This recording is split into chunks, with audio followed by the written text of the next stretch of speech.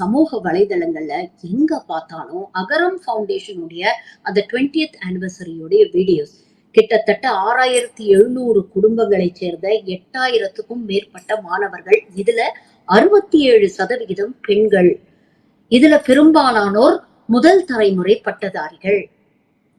வறுமையில இருக்கக்கூடிய குடும்பம், வசதி இல்லாத குடும்பம், கிராமங்கள்ல இருக்கக்கூடிய குடும்பங்கள், கல்வி அப்படிங்கிறது ஒரு எட்டா கனவாக இருந்த பல குடும்பங்களுக்கு இன்னைக்கு ஒரு கலங்கரை விளக்கமாக இருக்கிறார் நடிகர் சூர்யா மற்றும் அவர் குடும்பத்தினர். அப்போ ஒரு குடும்பமே எந்த அளவுக்கு மோட்டிவேட்டடா பல குழந்தைகளை பட்டதாரிகளாக்கி அவங்களுக்கு ஒரு வாழ்வாதாரத்தை ஏற்படுத்தி கொடுத்து ஒரு சைலண்டா ஒரு சமூக புரட்சியை 20 வருஷமா பண்ணிட்டு வந்திருக்காங்க. யோசிச்சு பாருங்க. உண்மையிலேயே பாராட்டப்பட வேண்டிய விஷயம். இதுதாங்க ஹீரோயிசம். இது போன்ற நபர்களை தான் நாம இன்ஸ்பிரேஷனா எடுத்துக்கணும். இன்னைக்கு இருக்கக்கூடிய தலைமுறைகள் சூர்யா போன்ற நபர்களை ஒரு பெரிய இன்ஸ்பிரேஷனா பார்க்கணும், ஒரு ரோல் மாடலா பார்க்கணும்.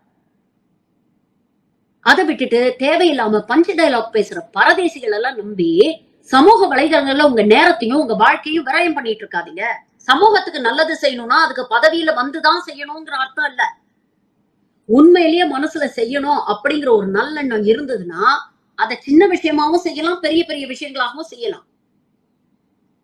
அவர் சக்திக்கு சூர்யா பெரிய அளவுல செய்யறாரு. நம்ம ஒவ்வொருத்தர் மனசையும் சமூகத்துக்கு ஏதாவது கான்ட்ரிபியூட் பண்ணணும் அப்படிங்கிற எண்ணம் இருந்ததுன்னா அதை சைலண்டா நம்ம செஞ்சுட்டு போவோம்.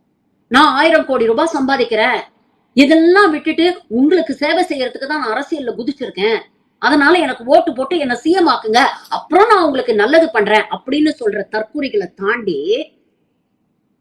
என்னால முடிஞ்சத இப்போ இன்னைக்கு நான் செய்யறேன் அப்படின்னு 15 வருஷம் முன்னால ஆரம்பிச்சு இன்னைக்கு இவ்வளவு பெரிய ஒரு ஆலமரமாக அகரம் ஃபவுண்டேஷனை வளர்த்தி வச்சிருக்காரு. அப்படிப்பட்டவங்களை ரோல் மாடலா எடுத்துப்பீங்களா? இல்ல சும்மா மேலோட்டமா அரசியல் பேசக்கூடியவங்களா ரோல் மாடலா எடுத்துப்பீங்களா?